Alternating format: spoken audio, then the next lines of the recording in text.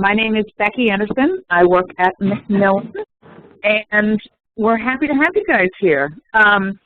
Today's presentation is with Alex Haverock from George Mason University. He's going to be talking about the economics of online education and the future of teaching. The way this is going to work is Alex is going to do his presentation effectively without getting feedback from you guys, because everyone on the phone has been muted. So Alex will do his presentation. If you have questions during the presentation, type them in the chat field or in the Q&A field. You should see those over on the right-hand side of your screen. At the conclusion of Alex's presentation, I will read all of these questions out loud so everyone can hear the question and everyone can hear Alex's answer. So with that said, Alex, we'll pass the control to you, and be ready to... Okay, so tell me I need to go... Sorry, Becky, what do I need to click? You just need to use the arrows at the very top. Yeah, okay. I'll share my desktop. Okay. Here we go, monitor 1. Okay. And... okay. Are we good? We're good. Okay, great. Well, thank you all for joining me today. I want to talk about the creative destruction that online technologies are going to bring to our field, to education. And I'm going to begin with creative, how these technologies are going to give us the power to educate more people at lower cost in a better way than ever before. And then I'm going to move on to disruptive, how the economics of the technology will influence the I/O of the education sector, how people are going to be paid, who produces courses, what courses are produced, and so forth. So let's begin with the advantages. The most obvious advantage, the one which has been talked about the most, is scale, right? You can teach 100,000 as cheaply as 100. Now, frankly, this point has been made many times, so I'm not going to belabor it anymore. Instead, what I want to talk about is better teaching, and a big part of this is time savings. Unfortunately, we're all a little bit too familiar with this kind of picture. One of the reasons for that is that we tend to repeat ourselves in class. You know, offline, if I'm teaching my students at George Mason University, and I see that glazed look among their eyes, and, you know, say 20% of my students aren't following. Well, if 20% of my students aren't following, it's very natural for me to repeat myself. But that means that 80% of the students hear something twice, which they only needed to hear once. In the online world, you never repeat yourself because the student is in control. The student can rewind. The student can move forward. The student could even speak you up, so you end up talking a lot faster. So online, the students are in control, and that makes for better teaching. There's a lot of other time savings as well. Take a look at this ancient technology. Some of you may, probably not all of you, but some of you will recognize it. Of course, this is TV Guide. This tells you that, you know, in 1963, if you wanted to watch Hootenanny, you had to be in front of your television set on a Saturday night at 7:30. If you wanted to watch it the next day, too bad, you can't do that. If you wanted to pause it so that you could go to the refrigerator to get a snack, well, you can't do that either, right? This is ancient technology. And yet, okay, here's another piece of ancient technology, also looks very familiar. So if you want, you know, Barbara Dawn's accounting class, well, you've got to be Wednesdays, 8:15 to 9:40 at a certain place. Why? Why do we still do this? What online education does is it does for education what TiVo has done for television. You know, for entertainment, we have entertainment on demand. I can get Captain America: Winter Soldier, watched it last night, on demand. Why can't I get education on demand? And why are our classes structured the way they are, 50 minutes or 2 hours and 50 minutes? This is certainly nothing to do with the optimal human attention span. Instead, it has to do with all the costs of getting people in the same place at the same time, and to make those costs worthwhile, we have to make the class longer than is really optimal for attention span. Again, with the online world, you can chunk things. You can build them in 10, 15, or half-hour increments. Students, again, can pause so that they can approach the material when it is best for them to approach it. Well, does this work? In fact, it does. So even with today's technology, which is rapidly improving, the online methods are at least as good and perhaps a little bit better than traditional, chalk and talk. So probably the best study we have of this is a large randomized experiment by Bill Bowen. This was a statistics class, and whether you looked at final exam scores, traditional in purple, the hybrid half online in orange, post-test, or pass rate, the online students did a little bit better, not statistically significantly better, but a little bit better, certainly at least as good. Moreover, the online model was 36% to 57% less costly to run on an ongoing basis than a course using a traditional lecture format. So since the outcomes were the same, this means that online education increased productivity by 56% to 133%. Online education trumps the cost disease. Probably why Bill Bowen is so interested in it. He's famous for the cost disease with Baumol. Maybe who will get the Nobel Prize on Monday, we'll see. Moreover, this doesn't exhaust all of the cost savings of online education. So Bowen didn't count the time savings to students. He didn't count the time savings of not having to drive to the university and find parking and get to class. He also didn't count that the online students were actually able to learn as much as the traditional students, but they took about 25% less time with the material. Perhaps because less repetition, right? 25% less time with the material, no parking costs, no driving to the university. Those are big, big cost savings for the students, plus you have the savings to the university. So this is really going to be pushed in a time when we have so many budget crises. Moreover, as there's been a lot of attention on the MOOCs, right, and the massive, right, with the idea that this is all about mass education, mass consumption. But actually what we're going towards is the past, is a much more individualized approach. So the ideal education system is probably something like an individual tutor, the Oxford-style model. But that is obviously too expensive when you have high labor costs. So instead what we're moving to, however, is an individualized model, but using artificial intelligence.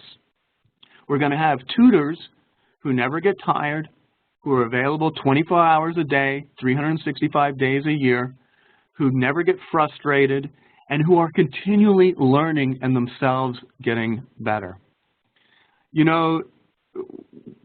When students make errors on an exam, those errors, they're not really random, right? The pattern of the errors, an experienced teacher can begin to learn, as you all know, what concept that student isn't quite getting. The pattern reveals what the student is missing. Now, with artificial intelligence and big data, taking data from hundreds of thousands, perhaps millions of students, we'll be able to direct each student on an individual basis to just that piece of knowledge which they're missing, to that one piece of the jigsaw puzzle which they need to complete the puzzle. And it'll be a different piece for each student, but we'll begin to learn what these pieces are through the collection of this data from hundreds of thousands of students. This is all going to be built into textbooks. So textbooks will adjust as the homework that students are given will change depending upon the questions and the answers that the students get right or wrong.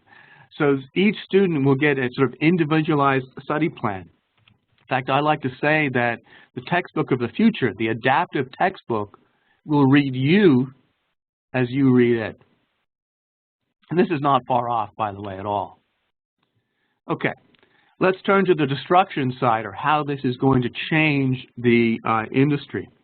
I think, again, one clear feature of the new model will be it's a much more of a winner-take-all market. So if one teacher or professor can teach 100,000 students, that's going to mean that that one professor is going to be really in demand, the very best professor, the winner-take-all, or closer to winner-take-all. This, by the way, is Kim Ki-hoon. He is a superstar teacher in South Korea, where online models are already very prevalent. He makes $4 million a year, mostly from selling online lessons.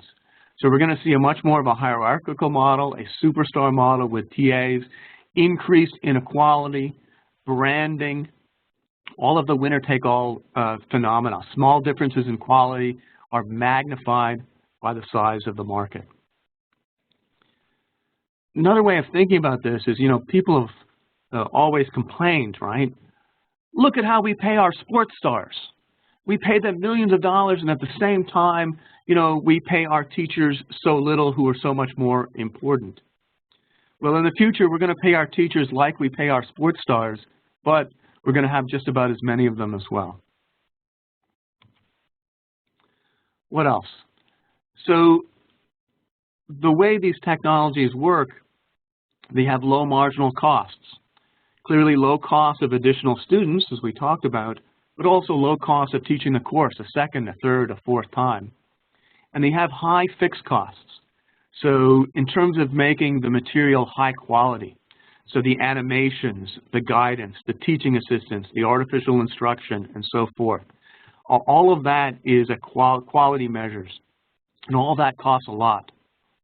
So in these types of industries, we can see price will be low, and competition will be in terms of quality. Price will approach marginal cost, but competition will be in terms of quality.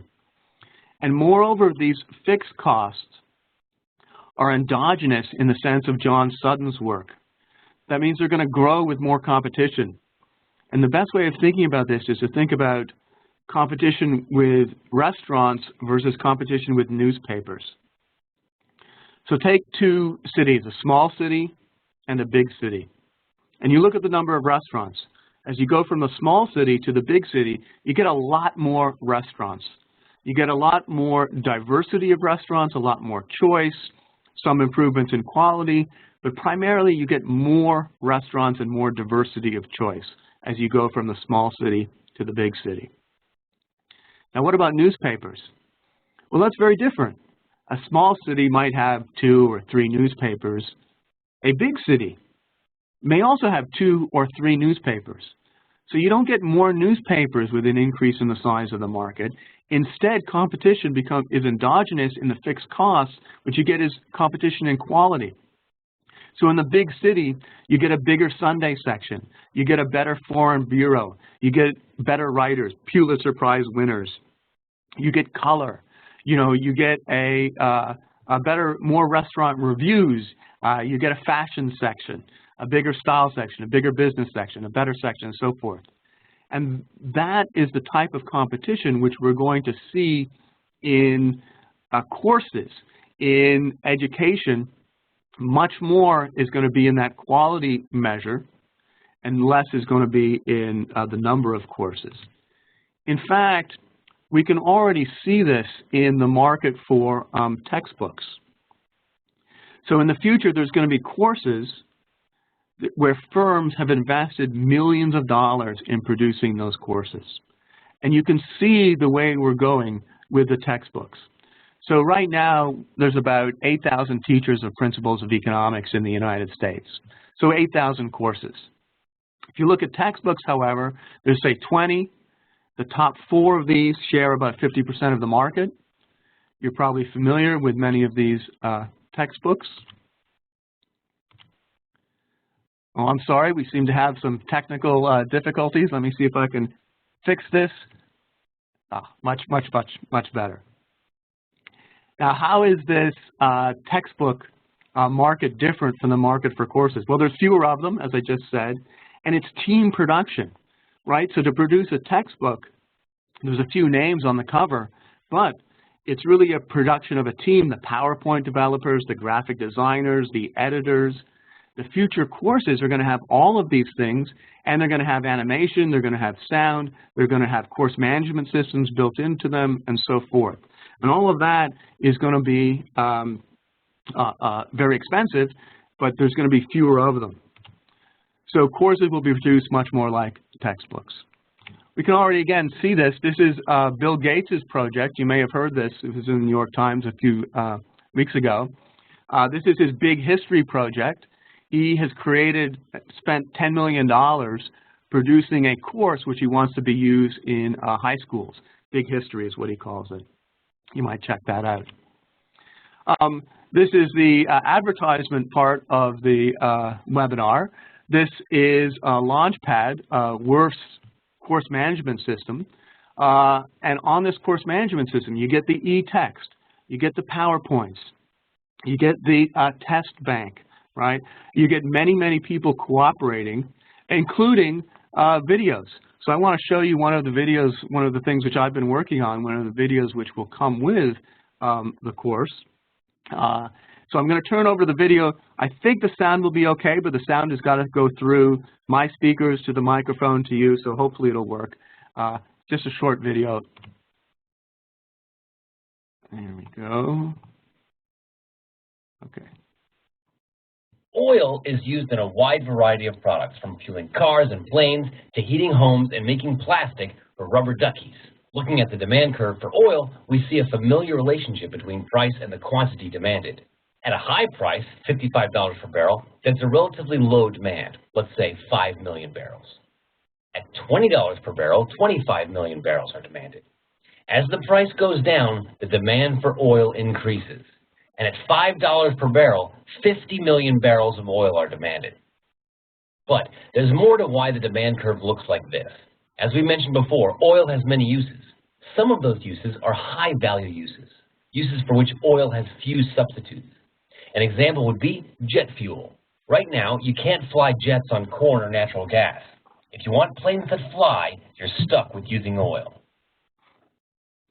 So that's an example of one of the videos which will be a part of Launchpad and which are part of the new textbook. You'll also be able to find these at MR University, where Tyler and I are producing online economics. Okay, so let me conclude with this. This is what I think the picture of the future looks like.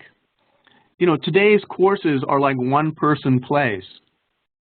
Future courses are going to be more like video games. And I don't mean that in any disparaging sense at all. A video game, such as the mega hit Halo 3, is produced by a team of actors, writers, animators, coders, physicists, even psychologists. Why would video game designers, Bungie Studios, why would they hire psychologists? Well, what the psychologists did is they analyzed thousands of hours of play of this game, looking to understand just that point. So what you want for an ideal video game, you want the players, the gamers, to be continually challenged but not frustrated. So you want to walk that line between challenge, excitement, a feeling that they are progressing, but also not frustration. You don't want them continually dying and feeling that they are not getting anywhere in the game. So you want to walk that line between frustration and boredom. And if you think about a course, like something like you and I produce, that's exactly what we want in education. We want our students to walk that line between frustration and boredom. We want to challenge them and not overwhelm them. So this is what the future of education looks like. It's pretty scary in some ways, but it's also pretty awesome. And that's a good place for me to end. So thank you very much. And I guess we'll turn it over to Becky, and she will tell me questions. Thank you all.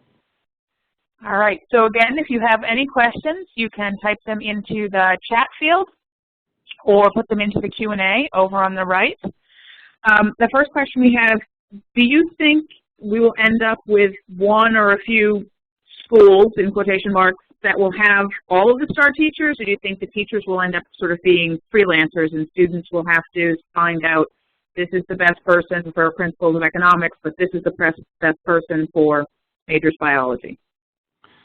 Yeah, so I think the market for teachers is nowhere near as efficient as the market for researchers. The market for researchers, the best universities in the world tend to get the best researchers, with a few exceptions, but not the best teachers. The best teachers, I think, are found many, many different places. And in part, it's because teaching doesn't scale right now. So you can get an absolutely fantastic teacher, and that person ends up, teaching 30 students at a time.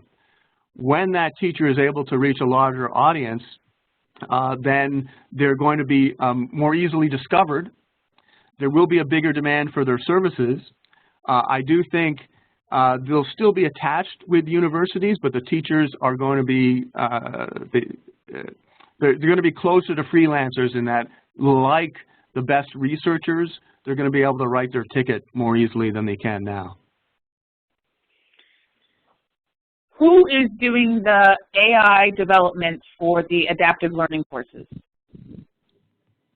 So, there's a lot of people working on these technologies, people in academia, but also people at textbook companies like Worth, and people like Coursera. So there's a Google. This is a big, the MOOCs, right, really took off with the artificial intelligence course taught by Google researchers at Stanford. And one of the things they're interested in is collecting big data and extracting information from that. So Google is certainly, they have some of the technology to do exactly these types of things. Apple, like here's a, just a thought, okay? Why doesn't Apple buy a university? Right? They've got, I don't know, $75 billion in cash hanging around. They could easily buy a university and completely change the future of education. Give every student an iPad, invest in courses. I'm not saying this will happen, but I'm saying, the world is changing so rapidly that this is not a completely insane idea that Apple would buy a university. That would be just fascinating. Okay, in one of your earlier slides, you mentioned that online education has produced the same test results as in-class education. With that being said, do you think it's a problem that online education has not been able to produce a more penetrating, deeper understanding of the subject material and, at best, seems only to produce marginally better results than in-class education, despite the increase in productivity? Right. So, first of all, I think the increase in productivity is huge.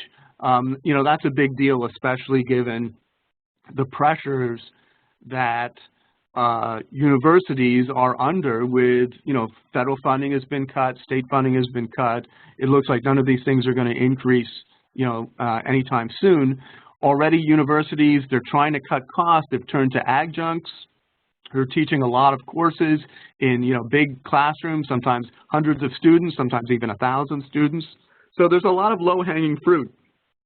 So I think just the monetary forces are going to push universities in this direction. And then we're only, as I said, we're only at the beginning. So, with the investment of the kinds which I think which are going to happen, like, Bill Gates investing $10 million in his course, producing more of these videos, higher quality animations, and so forth. I think we're quickly going to see that the online is just going to be better, not just cheaper, it's going to be better. Already, I think it's better than the average. The best online is better than the average traditional, I would say that, especially given all the advantages of students being able to do it when and where they want and so forth. But even taking away those, when given a choice, students will take the online. And I think the quality, as I said, will only improve. Yes, it's going to be, are we ever going to teach graduate students perhaps using all online methods? No, Probably not. There's something about working one-on-one with a professor, but that's the exception, not the rule. Do you think this will result in students doing more sort of a certificate type approach of, you know, I'm taking I want to learn about this here and then this here, as opposed to sort of a more cohesive approach?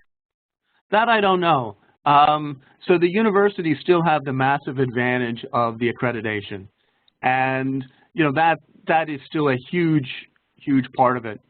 So that's why I think the MOOCs themselves, you know, these free online things, you know, without the accreditation, it's just not that valuable. So with a few exceptions like computer science or something like that. So I think the universities are still going to be tied into this, but this does give an opportunity for some universities to make massive gains. You know, universities haven't changed very much. You know, Oxford, you know, goes back to like 1100, hasn't really changed very much in like 1,000 years. Kind of it's amazing to think that the institution is, you know, older than the Aztecs. But right now, we see an opportunity, I think, for disruption. What is China going to do? What is India going to do? Are they going to establish universities like in the Oxford model, like the old model? No, I think they're going to leap ahead just like they leapt over landlines and went straight to cell phones. They're going to leap ahead to online models. So the universities system which China and India build are going to be very different, going to be much more online from the get-go. And this also gives an opportunity for universities, a handful of universities in the United States, to teach many more students, to teach hundreds of thousands of students, you know, all over the world, and give them accreditation from an American university, right? Already we know there's lots of students who want to come to the United States to study. Imagine how many students want to study without coming to the United States, would like to get a U.S. degree without coming to the United States. So there are hundreds of millions of potential students out there for an enterprising university to attract, not to campus, but to its degrees. So I think that is, things can change very rapidly when you've got a potential market of 100 million students or more. Okay. All right. In an on-site classroom, students often benefit from the questions other students think to ask. How does this translate to online courses? In other words, we don't know what we don't know, but where does the interaction benefit come into play online? Right. So this is an issue of scale, you know, and it's an issue of timing. So I do think that it is possible to get a large number of students sort of more or less simultaneously taking a course and communicating with one another. You know, that has worked with the MOOCs. I also think that that's a format which students are very familiar with today, right? You know, I know my kids spend a lot of time on Facebook and on Twitter. I spend a lot of time on Facebook and on Twitter, come to think of it. But that feeling of being part of a group without necessarily being in the same room, it may feel a little foreign to some of us older professors, but to the new students, the idea of hanging out on Google Hangout, or hanging out on Facebook, being part of a group while being online, that's something which is totally familiar with them. I also think that a lot of this, we will move towards the artificial intelligence, because let's face it, when we're teaching principles of economics, it's not that often we get an entirely original question, which is, I'm not putting down the students at all, that's totally natural, totally understandable, right? But many of the questions we know when the questions will appear and what students are going to have difficulty with. We know where the hurdles are, and all of that will be built into the AI. So you'll be able to ask the AI, I don't understand this. The AI, again, will see that you're not getting this question right. And remember, a big advantage of the online is you can get instantaneous feedback. So that's a big problem with traditional, right? You write your exam, you don't get it back until next week. Online, you listen to the lecture or 10 minutes of the lecture, right? You get some questions. If you do well, you move forward. If you don't, then you go back and you can repeat that part of the lesson or go to a supplementary explanation or a different explanation, but your feedback is instantaneous, and that means that your questions are answered much more quickly, and they're much more tuned to what the particular point in the lecture at which you're having trouble. Okay, a couple more here. We have an instructor who's listening who's an English teacher, and they want to know, I have to ask how I could teach hundreds of thousands of students. I can't even fathom teaching 100 at a time in online education in English. Well, of course, I'm not an expert on that, but one of the most popular of the MOOCs was a course on poetry. And 50,000 students took more than 50,000 over several times.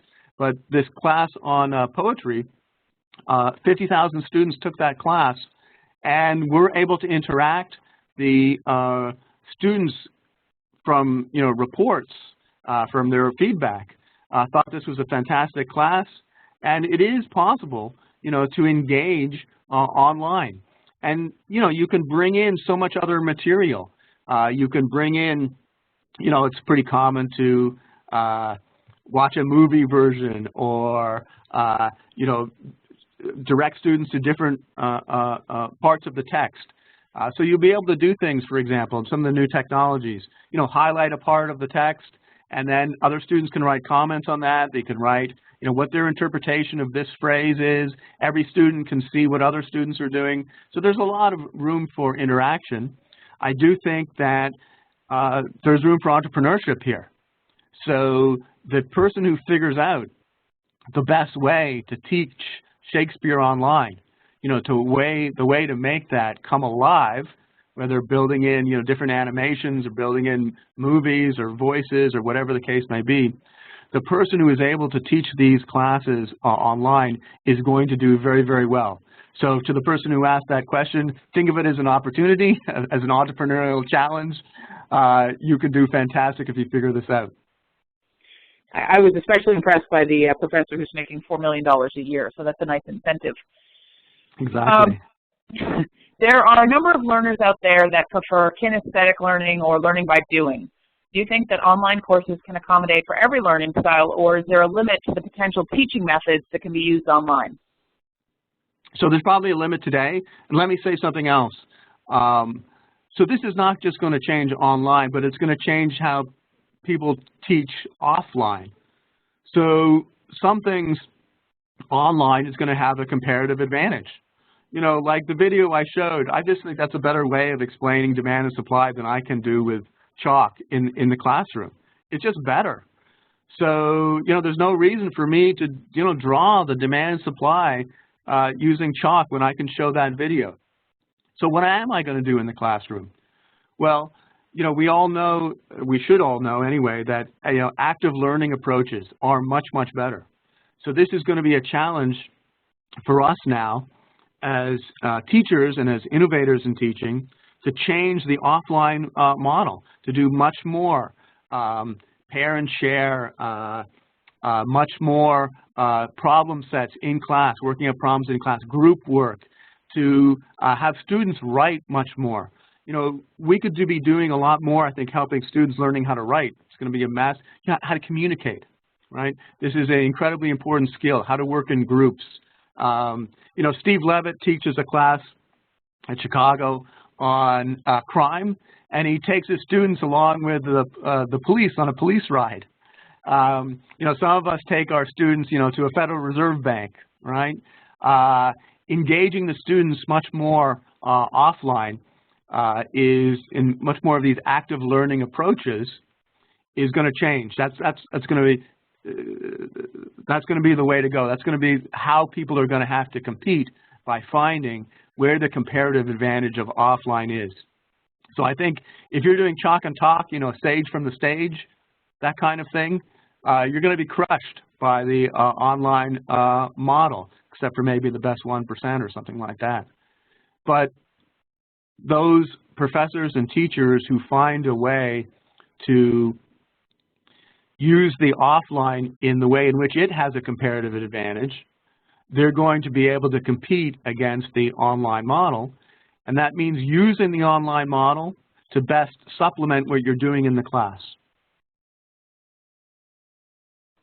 So you mentioned the communication skills, and the English teacher is sort of wondering, and I think I can guess an answer here, but he or she's main concern is how a teacher would grade that many essays. Right. So people are working on this. You know, it turns out that peer grading correlates very well with what professors do. So the way this typically works is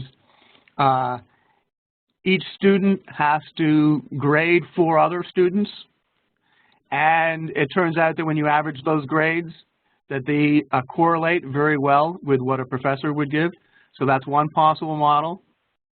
I agree that the AIs, the artificial intelligences, they're not up to grading essays very well. You know, they can certainly be gamed at the present status, but that's going to get a lot better. You know, just think about,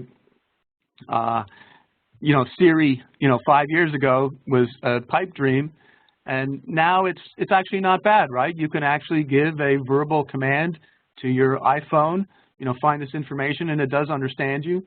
So these technologies are improving rapidly. You know, one of the big lessons here is that education used to be tied to labor. That's why we had the cost of these, because it's hard to improve labor-intensive products, like services have the cost of these. You know, it's just as classic example is it takes just as long to hear a symphony, to play a symphony, you know, 100 years ago as it does today. Labor has very hard to increase productivity of services. But what online does is it ties education to capital. Capital in particular in the form of software. This Mark Andreessen, software is eating the world. So when you tie education to software, then all of the improvements that we see in the rest of the IT economy, in the rest of the information economy, will quickly be applied to education. So everything which is going on with Siri, with natural language, you know, processing, with artificial intelligence, all of those flow naturally to education once education moves online. So that's going to, so anything you say today, any limitation today will be less of a limitation tomorrow. Okay, last question, I think, unless anybody else has questions, you can type them in quickly. The last question we have here is, I don't see a lot of topics actually move forward on Facebook. People seem to dig into their reactive positions, and reflective discussions tend to be rare. Do you see something different? No, sure. Facebook, I agree with that, especially when you get into politics and so forth. But that's a function. So there's a sort of similar question, you know, which I hear a lot is, you know, with these MOOCs, people don't finish them, right? But that's a function of the fact that they're free and there's no real benefit to finishing them and so forth. When we actually have accredited online courses, then there is a benefit to finishing them. Students will finish them, okay? And in that format, when intelligent discussion pays, when there are moderators, the professor, tutors, okay, moving things along, questioning students, you know, interjection, when the